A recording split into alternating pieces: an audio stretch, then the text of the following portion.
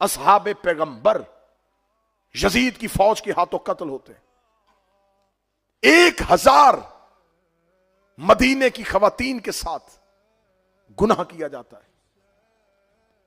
उसी अगले साल 63 हिजरी में जितनी अहले सुन्नत तारीख है सारी की सारी रकम कर रही हैं, 1000 वो बच्चा मदीने में पैदा हुआ जो यजीद की फौज के गुनाह का नतीजा था। मस्जिद नबवी में घोड़े बांधे गए, मस्जिद नबवी के अंदर असहाबे पैगंबर की लाशें सड़ती रहीं, खाना काबा के गिलाफ को आग लगाई गई। ये सब कुछ क्या शाम में बैठा हुआ एक शख्स कर रहा था? चलो वो तो शाम में बैठ के हुक्म दे रहा था, और हुक्म देने वाला यजीद मुआविया का बेटा था, और मुआविया अबू सुफियान का बेटा था, और अबू सुफियान हर्ब का बेटा था, और हर्ब उमैया का बेटा था। लो हमसे सुनो कातिल का शजरा, जिसे उसने करबला में सिपा सलार बना के भेजा था, उसका नाम उमर इब्ने साद था, और वो साद बिन अबी वकास सहाबी का बेटा था। हमें बताओ ये हसीन बिन नुमैर कौन था? हमें बताओ शिम्र जिल जोशन का ताल्लुक किसके साथ था? हमें बताओ कि अशस सरदार अशस बिन कैस किसका खूनी रिश्तेदार था? तो कातलाने हुसैन का तो शजरा खुला हुआ है। सिर्फ यजीद के ने और लोगों के सामने अयां कर दी।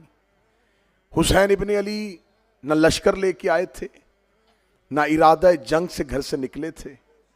हुसैन इब्ने अली ने महीनों में नहीं, हफ्तों में नहीं, लम्हों में खिलाफत को हमेशा के लिए ऐसा बेनकाब किया।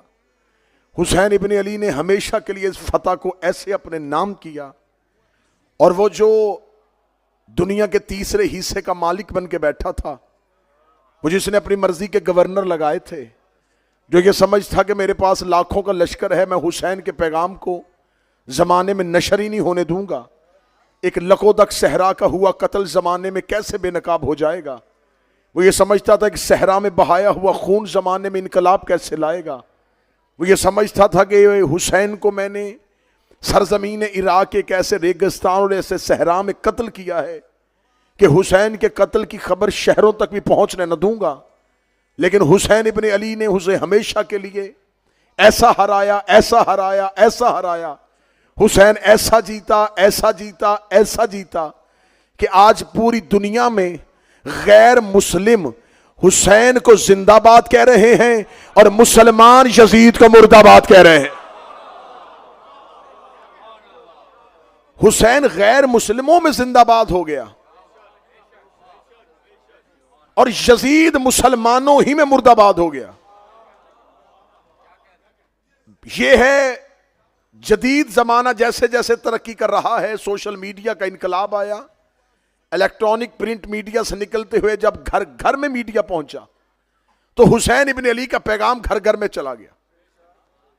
वो जो पहले कहा करते थे कि मजलिस हुसैन में न जाना निकाह टूटेगा, आज लोगों ने हथेलियों में जिक्र हुसैन सुना, हाथों में जिक्र हुसैन सुना, खबर घर घर चली गई, बात घर घर चली गई। तो आज हर एक ने, जितने लोग बैठे हैं, यकीनन आप सोशल मीडिया देखने वाले लोग हैं, आज कोई गैर शिया भी है, आज की रात देख लेना, हर कोई अपना पैगाम ये लगाएगा, हुसैन ने दीन बचाया, हुसैन ने दीन बचाया, हुसैन ने दीन बचाया।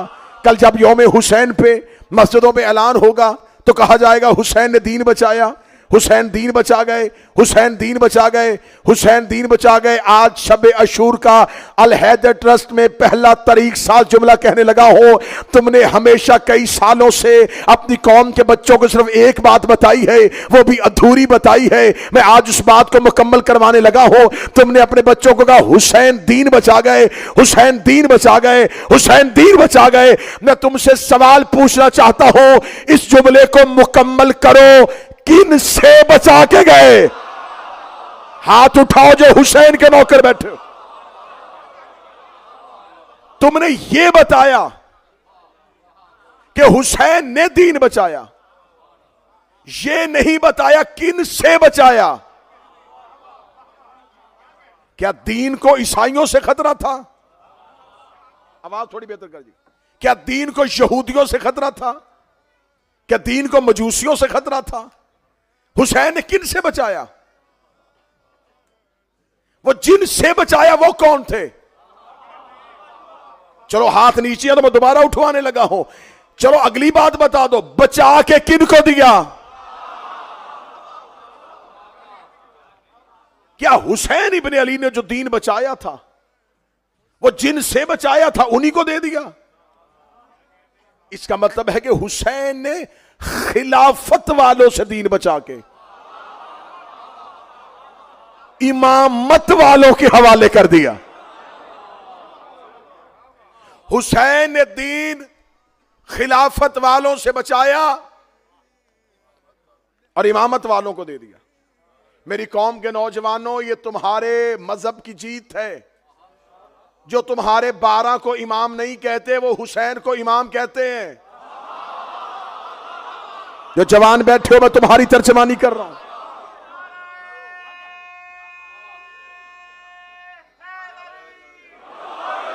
इमाम आली मकाम,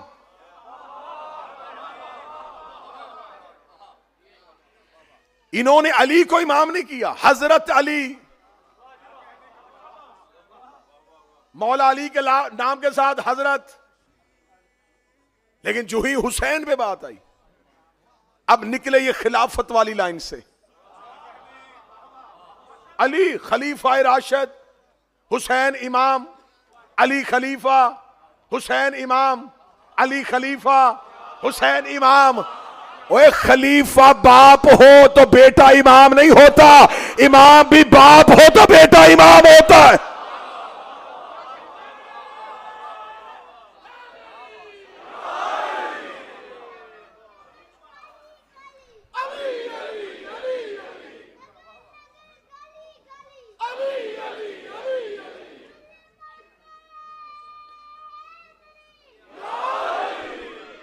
यार अल्लाहुम्मा सल्ली अला मुहम्मद वाले।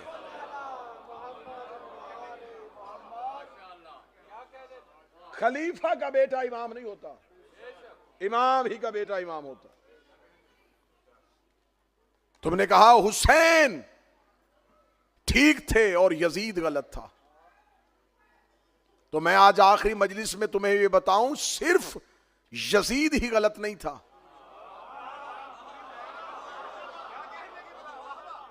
हुसैन ने दीन बचाया, हुसैन ने दीन बचाया।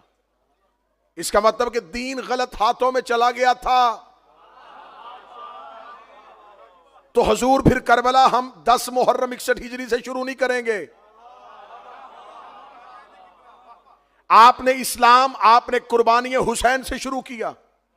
आपने कहा हाँ हुसैन की कुर्बानी हक पे थी, हुसैन सदाकत के लंबरदार थे, हुसैन का फैसला हक का फैसला था।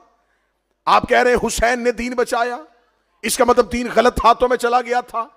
अगर दीन गलत हाथों में था, मैं अल हैदर ट्रस्ट में इतने मजमे को गवाह बना के पूछने लगा हूं, यजीद तक ये दीन पहुंचाया किसने था? अगर ये दीन गलत हाथों में चला गया था तो यजीद के हाथों तक ये दीन कैसे पहुंचा? इसका मतलब है कि यजीद के हाथों तक ये दीन पहुंचाया गया। यजीद के हाथों में दीन किसने पहुंचाया था? यजीद को खिलाफत के लिए सेलेक्ट उसके बाप माविया ने किया था। माविया अबू सुफियान का बेटा था। अब बात और पीछे चली गई। अब हम पूछना चाहेंगे, इसका मतलब यजीद मर्जी से तख्त में नहीं बैठा, उसे उसके बाप ने बिठाया था। अब बताओ, उसे उसके बाप को दमिश्क में किसने भेजा था? उसके बाप को दमिश्क का हाकिम किसने बनाया था? उसके बाप पर यह करम नवाजी किसने की थी? तो कहते जी तीसरे खिलाफत के दौर में यजीद को पूरा दमिश्क दे दिया गया था। दूसरे खलीफा ने उसके नाम पे खत लिख दिया था। इसका मतलब है कि उसे तीसरे खलीफा ने बिठाया था। अब बताओ, तीसरे खलीफा का फैसला किस कमेटी ने किया था? कि शूरा कमेटी ने किया था। वो कमेटी किसने बनाई थी? वो दूसरे ने बनाई थी। वो दूसरे को किसने बिठाया था? वो पहले ने बिठाया था। इसका मतलब है सिर्फ यजीद ही मुजरम नहीं था, जिसने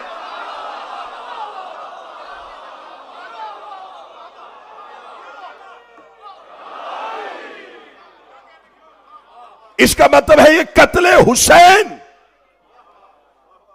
कत्ले हुसैन का इल्जाम सिर्फ यजीद के सर पे नहीं, जिसने अपना अपना किरदार अदा किया उन सब को कटहरे में लाना पड़ेगा। मैं आपकी ताईद से जुमले कहना चाह रहा हूं। यजीद गलत था तो इस गलत को सही जगह पे क्यों बिठाया? अगर यजीद गलत था तो यजीद गलत था तो गलत को जगह तो गलत नहीं थी भाई, जगह तो गलत नहीं थी। इसका मतलब वो बैठने वाला गलत था। इसका मतलब है कि कसूर मिंबर का नहीं, बैठने वाले का था, और कसूर बैठने वाले का भी अकेले का नहीं।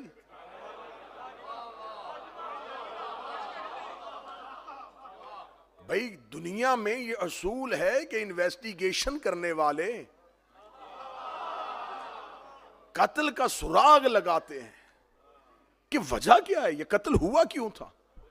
10 मुहर्रम 61 हिजरी करबला में एक कत्ल हुआ है, बताओ इस कत्ल की इन्वेस्टिगेशन रिपोर्ट कहां है? सिर्फ अकेला यजीद नहीं।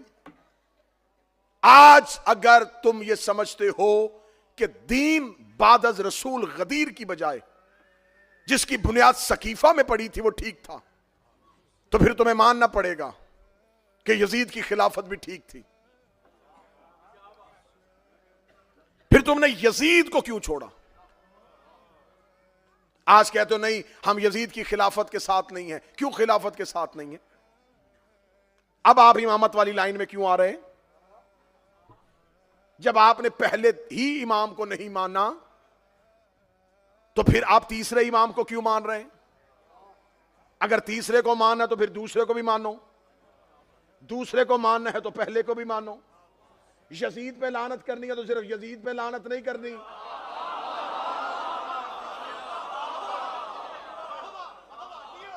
फिर बात तो पीछे चलती जाएगी। मैं जिम्मेदारी के साथ लफ्ज कहने लगा हूं। आप हमें बताएं, ये जो यजीद तख्त पे बैठ गया था ये अपनी मर्जी से नहीं बैठा।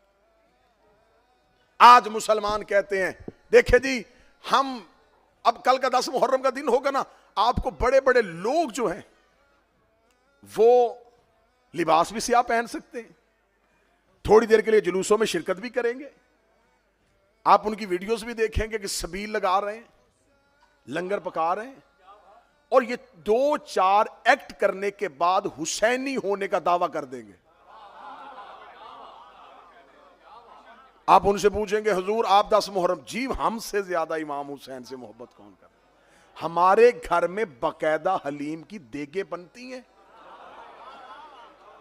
हम सबील लगाते हैं, हम 10 मुहर्रम को रस्ते में पानी बांटते हैं। मैं जुमला कहने लगा हूं, जिंदा ज़हनों का खतीब हूं। देगे पकाने से हुसैन नहीं मिलता। तुम्हें किसने कह दिया है कि चंद लंगर की देगे पकाओ तो हुसैन मिल जाता है?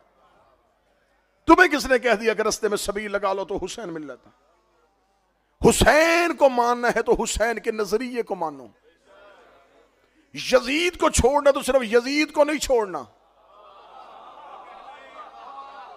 उसके मुकम्मल नजरिए की मुखालिफत करो। अब अगली जो बात मैं कहने लगा हूं, मेरी कौम के नौजवान तालिब इल्म स्टूडेंट्स जो हैं इस कुलिये को, इस फार्मूले को अपने जहन में पक्का कर लें, और जहां कहीं आप बैठे इस कुलिये को, इस फार्मूले को अप्लाई करें और गैर शिया से पूछें कि हमें बताओ यहां पर तुम कहां खड़े हो। अब मैं वो कुलिया देने लगा, मतवज्जे है बात की जानब। आप कहते हैं कि जी यजीद की हुकूमत गलत थी, ठीक है।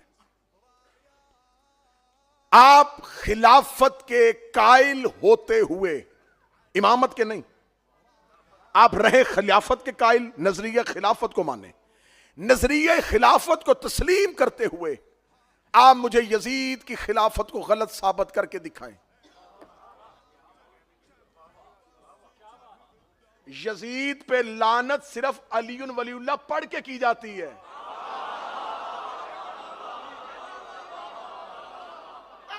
मुंह उठा के यजीद पे लानत नहीं हो सकती।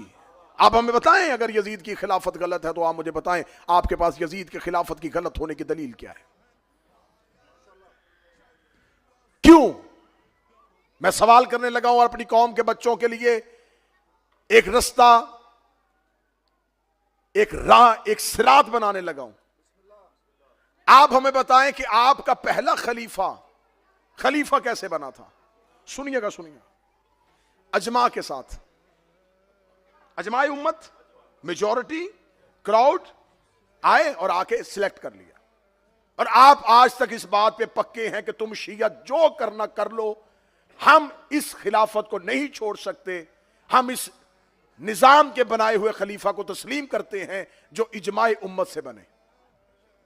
हमने आपके सामने कुरान पढ़ा, आप नहीं माने, हमने हदीसें पढ़ी, आप नहीं माने, हमने आपकी मिन्नतें की, भाई मान जाओ, ये तरीका ठीक नहीं था। आपने कहा नहीं, हम इसी नजरिए के कायल हैं। अजमाए उम्मत के साथ ये फार्मूला तय पा गया है, ये सदर इस्लाम से तय पा गया था, ये इस्लाम की इब्तिदा से तय पा गया था। रसूल के बाद ये फैसला हो चुका है कि उम्मत की मेजॉरिटी जिसे सिलेक्ट कर ले उसे खलीफा बना लिया जाता है।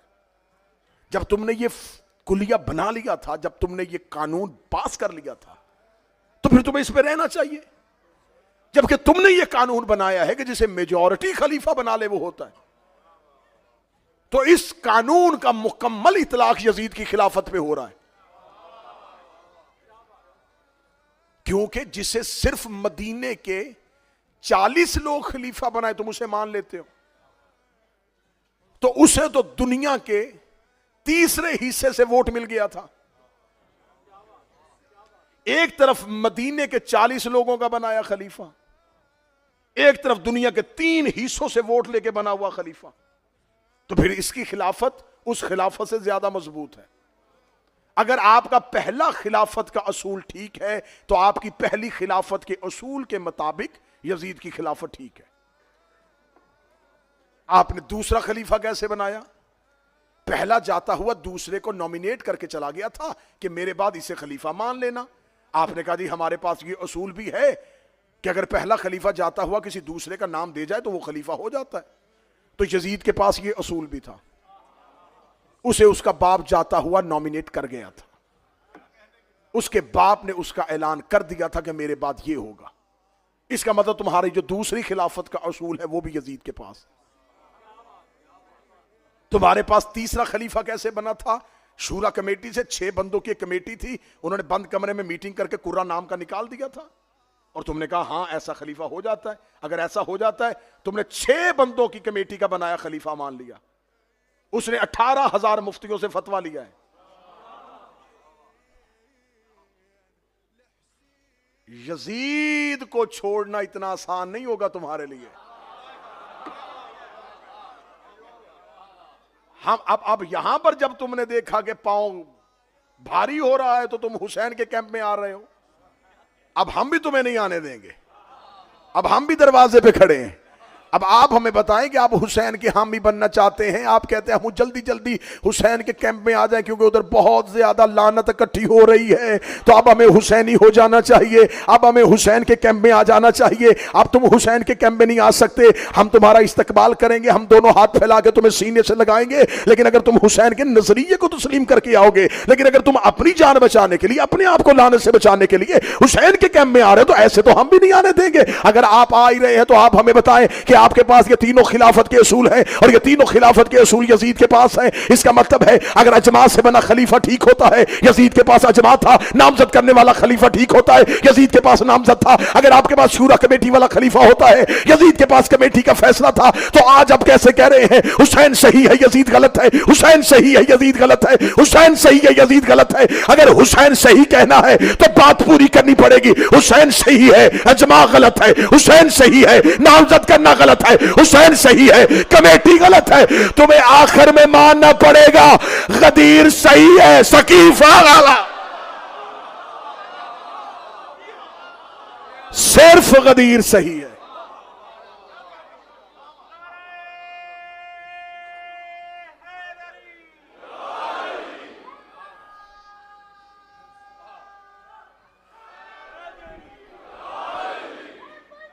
बिस्मिल्लाह।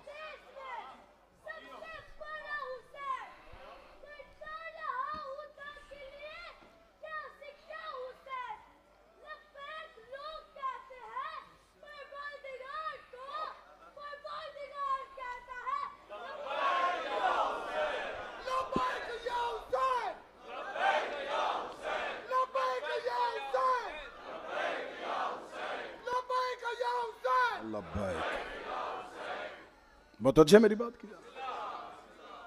इसका मतलब है कि आपको अगर हुसैन के कैंप में आना है तो आपको निजाम में गदीर को तस्लीम करना पड़ेगा। इस्लाम की बका गदीर में है। करबला सिर्फ और सिर्फ हुसैनियत और यजीदियत की जंग का नाम नहीं, करबला गदीर की हमायत और गदीर की मुखालिफत का नाम है। आपने बेशक कह के लफ्ज ये मैं फिर कहने लगा हूं, इस बात को इसको जहन में रखिएगा। करबला जंग है तहफ्फुज़े विलायत की, क्योंकि जो सामने खड़े थे वो ला इलाहा पे कायल थे, वो मोहम्मद रसूल अल्लाह पे कायल थे। आज कहते हैं जी हुसैन इब्न अली ने सिर्फ इनकार किया था, हुसैन ने इनकार कर दिया था कि मैं तेरी बैयत नहीं करूंगा। हुसैन ने इसलिए बैयत नहीं की थी कि वो फासिक था, वो शराबी था। वो तहज्जुद गुजार भी होता तो हुसैन बैयत ना करते।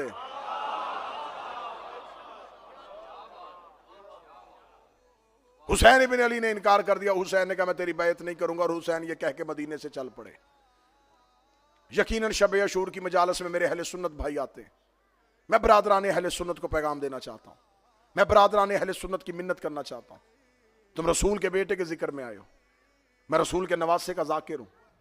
मैं तुम्हारी मिन्नत करके पूछता हूं, घरों में जाके कल का 10 मुहर्रम का पूरा दिन सोचना, जब हुसैन ने मदीना छोड़ा तो इसका मतलब है कि हुसैन इब्न अली दीन बचाने जा रहे थे। तो जिन्होंने पहले नंबर पे रसूल के बाद खिलाफतें ली थी, उनके किसी बेटे ने हुसैन के साथ वतन क्यों नहीं छोड़ा? चलो वापस चलते हैं, बताते हैं कि यह वाकया कब हो रहा है। 11 हिजरी को रसूल दुनिया से गए, 61 हिजरी को यजीद जैसा बदकिरदार तख्त पे बैठ गया। 50 सालों में एक नस्ल नहीं गुजरती, सिंगल जनरेशन का दौर होता है 50 साल। इसका मतलब है जो रसूल के दौर में बच्चा था, हुसैन के दौर में जवान था। जो रसूल के दौर में जवान था, हुसैन के दौर में बूढ़ा था। अगली सतर अपने सीनों के साथ दिलों में उतारना।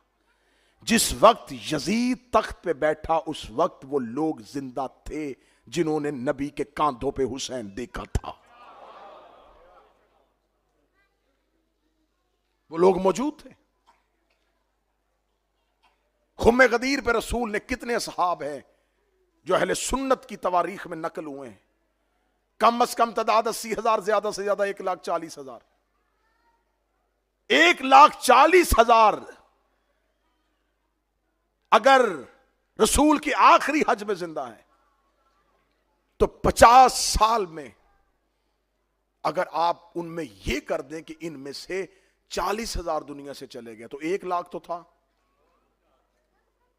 आधे दुनिया से चले गए, आधे तो थे।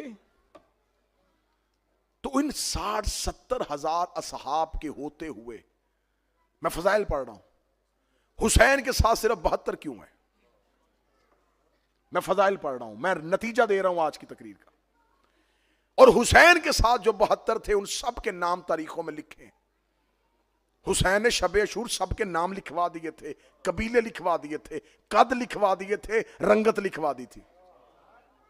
अगर हुसैन ये सब कुछ ना लिखवाते, मुझे हुसैन की कसम, आज मुअर्रख अगर सिर्फ हुसैन की तादाद होती ना 72 है, लोग अपनी मर्जी के नाम उन 72 में लिख देते।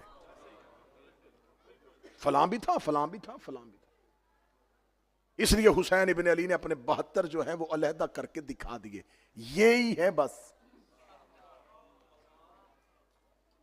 अब हजूर वो जो उस टाइम पे 1.5 लाख रसूल का आखिरी खुतबा सुन रहे थे, वो लोग किधर थे? उनकी पोजीशन क्या थी? अगर वो हुसैन के साथ थे तो 72 में क्यों नहीं? फिर 2 सूरतें पीछे बचती हैं, या वो यजीद के साथ थे या वो खामोश थे। अब जब हमने देखा कि वो कहां थे, तो जब हमने लश्कर यजीद की तादाद देखी, मैं नतीजे दे रहा हूं और आप खामोश। मेरी मजबूरी साउंड हो सकता है, आपकी मजबूरी नहीं हो सकता, और मैं इसका आदी हो गया हूं, ये हर साल इसी तरह चलना है। अब 9 लाख, आप कहते 9 लाख नहीं थे, 5 लाख, 5 लाख भी नहीं थे। कम अज कम जिसने हद करबला का इनकार किया उसने कहा 30,000। ये 30 के 30,000 क्या शाम से आए थे? बड़ी आसानी से तूने मुंह फाड़ के कह दिया ना कि कातलाने हुसैन शिया थे। हम बताते हैं कौन थे। कत्ले हुसैन का ऐलान करने वाला और हुक्म देने वाला यजीद मुआविया का बेटा था, और मुआविया अबू सुफियान का बेटा था, और अबू सुफियान हर्ब का बेटा था, और हर्ब उमैया का बेटा था। लो हमसे सुनो कातिल का शजरा, जिसे उसने करबला में सिपा सलार बना के भेजा था, उसका नाम उमर इब्ने साद था, और वो साद बिन अबी वकास सहाबी का बेटा था। हमें बताओ ये हसीन बिन नुमैर कौन था? हमें बताओ शिम्र जिल जोशन का ताल्लुक किसके साथ था? हमें बताओ कि अशस, सरदार अशस बिन कैस किसका खूनी रिश्तेदार था? तो कातलाने हुसैन का तो शजरा खुला हुआ है। सिर्फ यजीद के सर पे कत्ले हुसैन का जुर्म नहीं था, सिर्फ औलाद रसूल के साथ जुल्म का जुर्म इसके सर पे नहीं। 61 हिजरी को इसने नवासा रसूल की शहादत, 62 हिजरी आती है और ये मदीने पे हमला कर देता है। मदीने पे हमला करके 23,000 असहाबे पैगंबर यजीद की फौज के हाथों कत्ल होते हैं। 1,000 मदीने की खवातीन के साथ गुनाह किया जाता है। उसी अगले साल 63 हिजरी में जितनी अहले सुन्नत तारीख है सारी की सारी रकम कर रही हैं, 1,000 वो बच्चा मदीने में पैदा हुआ जो यजीद की फौज के गुनाह का नतीजा था। मस्जिद नबवी में घोड़े बांधे गए, मस्जिद नबवी के अंदर असहाबे पैगंबर की लाशें सड़ती रहीं, खाना काबा के गिलाफ को आग लगाई गई। ये सब कुछ क्या शाम में बैठा हुआ एक शख्स कर रहा था? चलो वो तो शाम में बैठ के हुक्म दे रहा था। कितना बड़ा कलेजा चाहिए मुसलमान होके काबे के गिलाफ को आग लगाने के लिए, कितनी बड़ी जुर्रत चाहिए। ला इलाहा इल्लल्लाह का इकरार करने के बाद मस्जिद नबवी के अंदर किसी को कत्ल करना। ये सब कुछ जो हो रहा था एक हुक्म दे रहा था और हजारों अमल कर रहे थे। तुमने हमें एक दिया है, हजारों कहां हैं? आज शबे आशूर है, हम हुसैन के हिस्से में हैं। हमने पूरी दुनिया में गालियां सुनते सुनी हैं, हम पिस के रह गए हैं। तुमने हर दौर की हुकूमत ने हमें दीवार से लगाने की कोशिश की है। हम तुमसे पूछते, तुमने 1400 साल से सिर्फ एक शख्स सामने किया हुआ है, यजीद यजीद यजीद, कान पक गए हमारे। बताओ उसके हुक्म पे अमल करने वाले वो हजारों कौन है? उन हजारों के नाम तारीखों में क्यों नहीं आ रहे?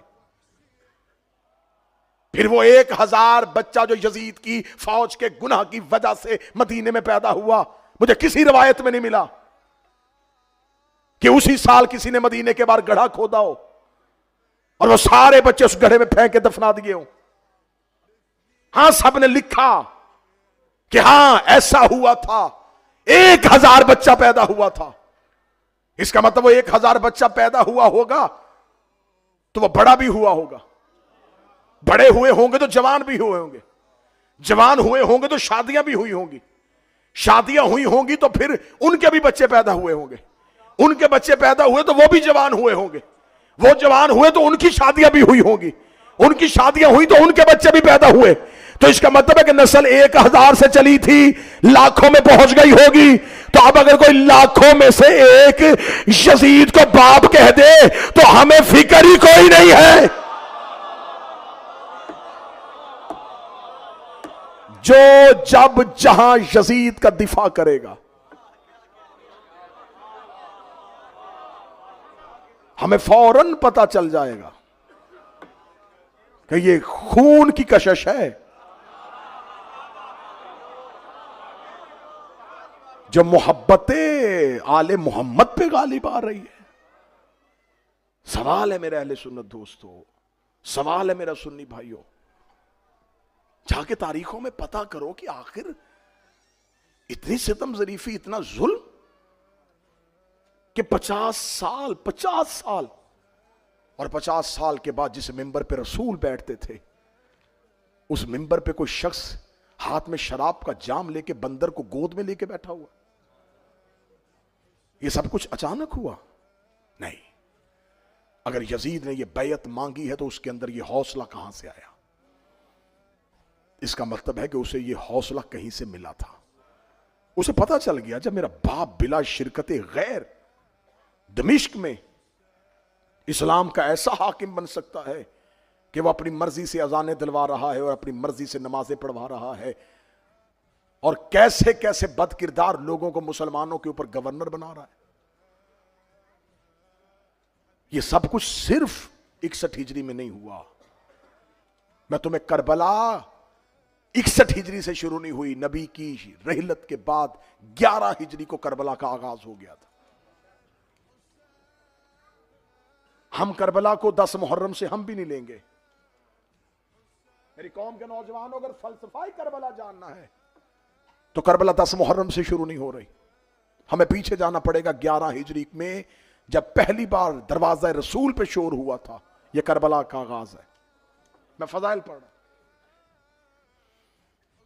वो खालिद बिन वलीद जिसे तुमने आज इस्लाम का हीरो बनाया है, जिसे सैफुल्लाह के लकब से याद करके बच्चों को सिलेबस की किताबों में पढ़ाते हो, उसने पूरे का पूरा कबीला कत्ल कर दिया, बनी मुस्तलिक। और तुमने आज किताबों में लिखा जी इसलिए कत्ल कर दिया कि वो ज़कात नहीं दे रहे थे, वो मुनकरीन ज़कात थे, वो ज़कात के मुनकर नहीं थे। जिस तरीके से ली जा रही थी वो नहीं देना चाहते थे। वो कहते हां हम देंगे ज़कात, लेकिन ये क्या गसब शुदा खिलाफत को हम ज़कात दें? हमारी मर्जी से खलीफा बनाया, जब खिलाफत में हमारी मर्जी ने, हम ज़कात क्यों दें? नहीं देना चाहते थे वो ज़कात। पूरी एक रात में पूरे का पूरा कबीला कत्ल हुआ। क्या वो मुसलमान नहीं थे? उसी कबीले का मालिक बिन नवैरा जैसा सहाबी, जिसको उसी रात खालिद बिन वलीद ने मलाउन ने कत्ल किया, उसके सर की खोपड़ी जो है, उसका सर काट के आग के ऊपर उसकी खोपड़ी के अंदर हांडी पकाई गई। एक रात में उसकी जौजा के साथ गुनाह किया गया। ये सब कुछ तारीख की किताबों में ये गंदगी लिखी है, तो फिर इसको अपने गले में डालो। ये सब साफ करके फिर हुसैन के घर आओ।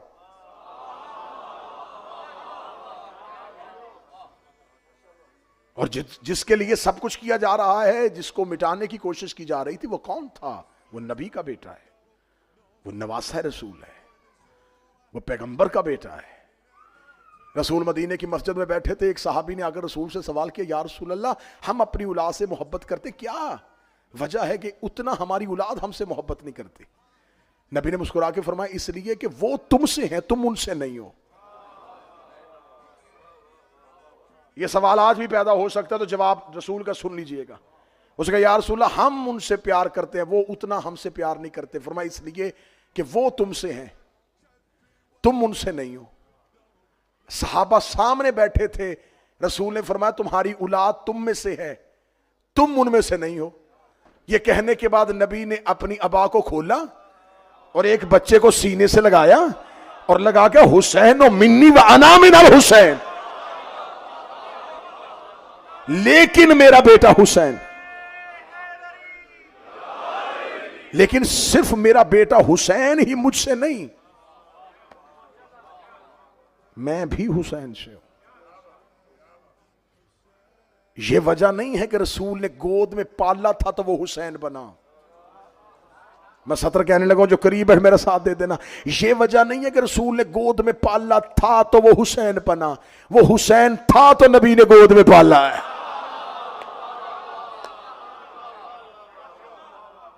ये नहीं है कि रसूल ने घुट्टी दी है तो वो हुसैन बना। वो हुसैन था तो नबी ने जुबान चुसवाई है। वो हुसैन था तो नबी ने कांधों पे बिठाया है। हुसैन और मिन्नी व अना मिनल हुसैन, मैं हुसैन से हूं। इसका मतलब है कि फजीलत रसूल सिर्फ रसूल ही हुसैन को नहीं दे रहे, सिर्फ फजाइल रसूल से हुसैन को नहीं मिल रहे, हुसैन से भी रसूल को मिल रहा है। सिर्फ ये हुसैन यकतरफा मोहब्बत नहीं कि सिर्फ हर फजीलत रसूल हुसैन को दे रहे। मेरा बेटा है, मैंने गोद में पाला है, मैंने कांधों में बिठाया है, मैंने सजदे में पुष्प में बिठाया है। रसूल अगर सिर्फ कहते ना कि हुसैन और मिन्नी, तो फिर पता होता कि हर फजीलत रसूल ने हुसैन को दी है। रसूल ने कहा अना मिनल हुसैन है। इसका मतलब है कि कुछ फजीलतें हुसैन ने भी रसूल को दी है, और जो नाने को देता हो उसे हुसैन कहते, जो नाने को फजाइल दे उसे हुसैन। रसूल ने मदीने की मस्जिद में मिंबर पे बैठ के कहा हुसैन मिन्नी व अना मिनल हुसैन, हुसैन मुझसे है, मैं हुसैन से हूं। रसूल की एक हदीस है, मसलो अहले बैती का मसला सफीनत नूह, मेरी अहले बैत की मिसाल नूह के कश्ती की तरह है। रसूल ने फरमाया मेरी अहले बैत की मिसाल कश्ती नूह की तरह है, जो इसमें सवार हो गया वो नजात पा गया, जो रह गया वो हलाक हो गया। ये हदीस भी नबी की है कि मेरी पूरी अहले बैत की मिसाल कश्ती नूह की है। और अकेले हुसैन के लिए एक हदीस है, इन्नल हुसैन मिस्बल हुदा व सफीनत निजा, मेरा हुसैन नजात की कश्ती है। जो काम पूरी अहले बैत करती है वो अकेला हुसैन करता है। हुसैन मिन्नी व अना मिनल हुसैन, हुसैन मुझसे है, मैं हुसैन से हूं। असहाबे पैगंबर सामने बैठे थे, रसूल ने बिला तशबी यूं हाथों पे उठाया, फारफो हाजल हुसैन, पहचानो ये हुसैन है। जद्दहु फिल जन्ना, इसका दादा जन्नत में, जद्दतहु फिल जन्ना, इसकी दादी जन्नत में, अबूहु फिल जन्ना, इसका बाप जन्नत में, उम्मुहु फिल जन्ना, इसकी मां जन्नत में, अम्मतहु फिल जन्ना, इसकी फूफी जन्नत में। अगर हुसैन की कोई खाला भी होती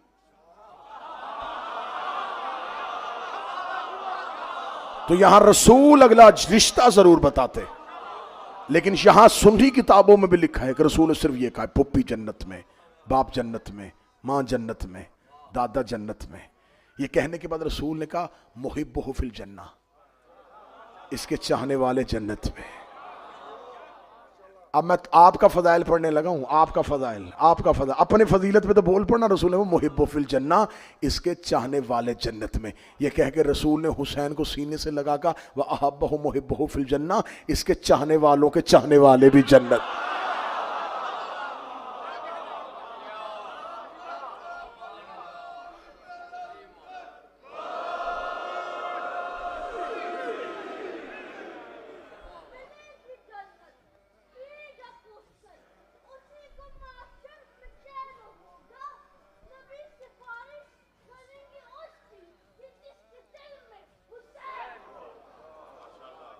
ये है हुसैन।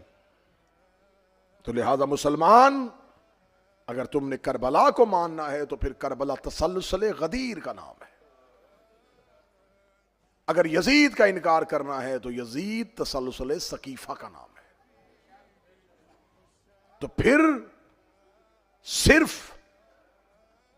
फल को ना मानो, जड़ को मानो, और सिर्फ फल को ना काटो, जड़ को काटो। ये पैगाम है शब आशूर का। हुसैन को तस्लीम करना गदीर को तस्लीम करना है, यजीद का इनकार करना सकीफे का इनकार करना है। 6 माह के बेटे के लिए 9 लाख से पानी मांग रहा था। शब आशूर आ गई, बुझ गया हुसैन के खैमे का चराग।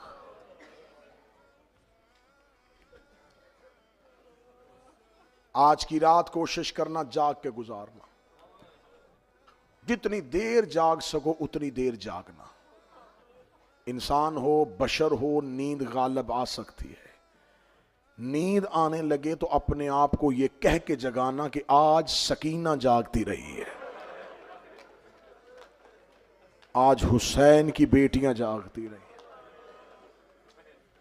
आज की रात शहीदों की रात है, कल की रात गरीबों की रात है। आज ज़ैनब का हर रिश्ता मौजूद है, दाएं देखती है अकबर, बाएं देखती है कासम। कल अकेली हो जाएंगी सहरा में अली की बेटियां। आज शब अशूर, कल का दिन 10 मुहर्रम। मैं भाई बन के मिन्नत करूंगा, बेटा बन के मिन्नत करूंगा, कल 10 मुहर्रम तुम्हारी हालत ऐसी हो तुम्हें बताना ना पड़े कि तुम्हारा कोई नुकसान हुआ। आज की रात बिल्कुल ना हंसना, बस मुस्कुराना छोड़ दो, गिरिए की हालत में रहो, अज़ा का एहतमाम करो, हुसैन के कातिलों पे लानत की तस्बीहें पढ़ो, अमाले शब आशूर करो, अल्लाह की बारगाह में सर सजदे में रख के शुक्र करो कि उसने तुम्हें हुसैन की मोहब्बत दी है। कल का दिन गिरेबान खुले रखना, आस्तीने चढ़ा के रखना, कोई शिया दूसरे से मुसाफा ना करना, हाथ ना मिलाना, गम की हालत में रहना। कल का दिन शाम ढलने तक यकीनन तुम थक जाओगे, आज की रात जागोगे, कल गलियों में ढूंढ रहे होगे कि गरीब का जुलूस कहां है, हुसैन का जनाजा कहां निकला हुआ है। कोई जुलजना पे चला जाएगा, कोई अलम चूम रहा होगा, कोई ताजिए को कांधा दे रहा होगा, तो कोई झूले को डोरी हिला के अपनी औलाद मांग रहा होगा। कल तुम मातम में रहोगे, तुम गिरिये में रहोगे, मातमी मातम करेंगे, कोई जंजीर जनी करेगा, कोई नोहा पढ़ेगा, रात जागे हुए होगे, दिन के थके हुए होगे। लेकिन मैं मिन्नत करके कह रहा हूं, शाम को जाओगे घरों में ही। मैंने तो पढ़ दी शब अशूर, मुझे नहीं खबर तुम किस ख्याल में बैठे हो। मेरे अजीजों, जब तुम कल जाओगे तो तुम आबाद घरों में जाओगे। किसी का मां इंतजार कर रही होगी तो किसी का बहन इंतजार कर रही होगी। तुम्हें जलूस में देर हो गई तो बेटियां बाप ढूंढ रही होंगी, बहनें भाई ढूंढ रही होगी। कल वाली शाम दाएं बाएं देख के कहना, ज़ैनब हम तो घर आ गए, ना तेरा अकबर आया, ना तेरा असगर आया, ना तेरी सकीना। अजरुकुम अल्लाह, अजरुकुम अल्लाह। गिरिये की रात, तौबा की रात, माफियों की रात, हुर बनाने वाली रात, हुसैन के करम की रात। सारी रात जागा है ज़हरा का गरीब बेटा। 3 हिस्सों में तकसीम किया हुसैन ने इस रात को। एक हिस्सा रखा अपने सहाब और बनी हाशिम के लिए, एक हिस्सा रखा सिर्फ अपने और अल्लाह के लिए, एक हिस्सा रात का रखा सिर्फ बहन के खेमे में गया है। रो के कहने लगा, ज़ैनब कल से ये हिदायत की कश्ती तेरे हवाले।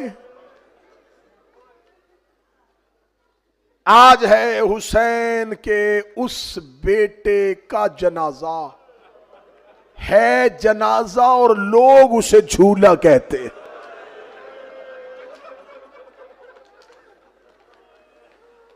झूला बच्चों को सुलाने के लिए होता है।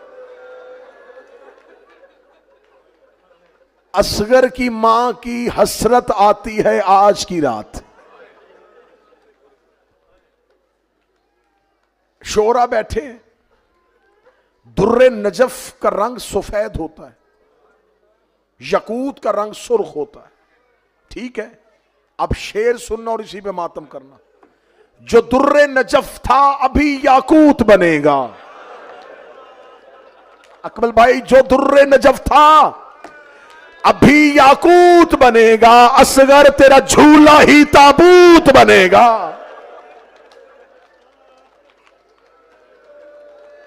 असगर तेरा झूला ही ताबूत बनेगा। मैं शहजादे की शहादत पढ़ने लगा हूं। झोलियां फैलाओ जिसके घर में औलाद नहीं। अल्लाह मेरे भाई मोहसन को जिंदगी वाला बेटा दे। मैं अपनी माओ बहनों बेटियों से मुसाइब से पहले भाई बन के अपील करूंगा, बेटा बन के करूंगा। यकीनन तुम्हारे बड़े राज दुलारे हैं, तुमने बड़े नाजों से पाले हैं। मैं मिन्नत करके करूंगा, मैं पूरे मुसाइब में मिन्नतें नहीं किया। आज की रात मेरी मिन्नत मानना, जितनी देर में असगर पढ़ूं कोई मां बेटे को प्यार ना करे। अगर तुमने गोद में लिटाया है थोड़ी देर के लिए जमीन पे लिटा देना। तुम्हारा बच्चा रोए तो जितनी देर मुसाइब पढ़ूं बर्दाश्त कर लेना। ऐसे ना मैं असगर पढ़ रहा हूं और तू अपने बच्चे का माथा चूम ले और तेरे पहलू के साथ रुबाब बैठी हो और रुबाब रोक गए, तुझे पता जो नहीं मेरा असगर कितना प्यारा था, मेरा गोद वाला मारा गया। ए सादात व गैर सादात, आखिरी इस्तगासा हुसैन का बुलंद हुआ। हल मिन्ना सिरयन सुरना की सदा हुसैन ने दी। शहजादा अली असगर ने अपने आप को गहवारे से गिराया। शहजादी फिजा के कहती है मौला तेरा असगर झूले में नहीं रह रहा। जख्मी हुसैन खेमे में आए, मां ने असगर तैयार करके हुसैन के हाथों पे दिया। हुसैन ऐसे 9 लाख की तरफ चले जैसे ज़हरा दरबार में गई थी। हुसैन 9 लाख के सामने जाके कहते बैयत का मुतालबा हुसैन से है, बहते दरिया से पानी मांग रहा हूं, मुझे चंद घूंट बेटे के लिए पानी चाहिए। मलाउन कहका मार के कहते हैं प्यास की शिद्दत अब ताप नहीं ला रही, पीना खुद है, बहाना बेटे का कर रहा है, तेरा बच्चा पानी मांगेगा तो हम दे देंगे। ये कह के इन्होंने कह के मारने शुरू किए। इन्हें खबर थी 6 महीने का बच्चा क्या बोलेगा। हुसैन ने असगर के कानों पे लब रखे, आवाज आई असगर ईसा मरियम की गवाही के लिए बोला था, तू फख्र ईसा है, लोग बाप का मजाक उड़ा रहे हैं। असगर तू बाबे की गवाही के लिए बोलेगा। असगर ने बाप के हाथों से ऐसे सर उठाया जैसे मिंबर पे अली बैठा करते थे। असगर की आवाज आई अल अताश अल अताश अल अताश, मैं प्यास